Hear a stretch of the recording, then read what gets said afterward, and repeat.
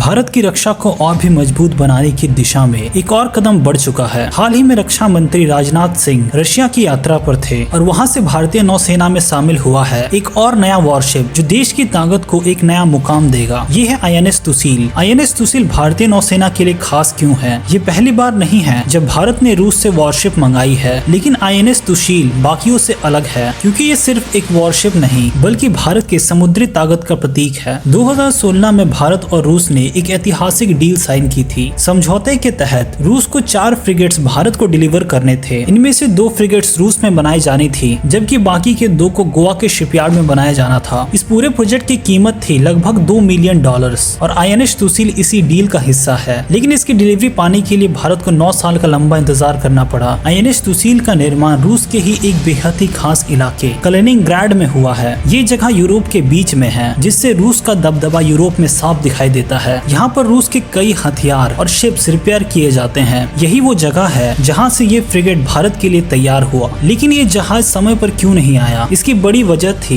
2022 में शुरू हुआ Russia Ukraine war. INS Tushil के इंजन यूरोप में बनते थे और युद्ध के चलते सप्लाई ठप हो गई, जिसके बाद इस प्रोजेक्ट में और भी देरी हो गई, जिसकी वजह से जो जहाज हमें 2022 में मिलना था वो 2024 के अंत में आकर मिला। अगले साल INS इतेमाला की डिलीवरी होने की उम्मीद है और बचे हुए 2 जहाज 2027-28 तक तैयार होंगे। लेकिन इन सब के बीच भारत को एक बड़ी चुनौती का सामना करना पड़ रहा है। हमारा पड़ोसी चीन बहुत तेजी से अपने जहाज बना रहा है। वो खुद के लिए ही नहीं बल्कि पाकिस्तान और कई अन्य देशों के लिए भी वॉरशिप बना रहा है। दूसरी ओर भारत को इन जहाजों के लिए रूस पर निर्भर रहना पड़ रहा है, जो न केवल भारत के लिए महंगा पड़ता है बल्कि डिलीवरी में देरी होने के कारण रणनीतिक दबाव भी भारत पर पड़ता है। इस डील के देरी के चलते रक्षा मंत्री राजनाथ सिंह ने रूस में इस मुद्दे को मजबूती के साथ उठाया। खास बात यह है कि इस बार व्लादिमीर पुतिन, जो आमतौर पर किसी भी रक्षा मंत्री से नहीं मिलते, राजनाथ सिंह से मिल रहे हैं। ये दर्शाता है कि रूस भी समझता है कि भारत के लिए ये जहाज कितने इम्पोर्टेंट है। लेकिन चिंता की बात यह है कि देरी के वजह से इनकी लागत और भी ज्यादा बढ़ रही है। 2016 में इन जहाजों के लिए $2 बिलियन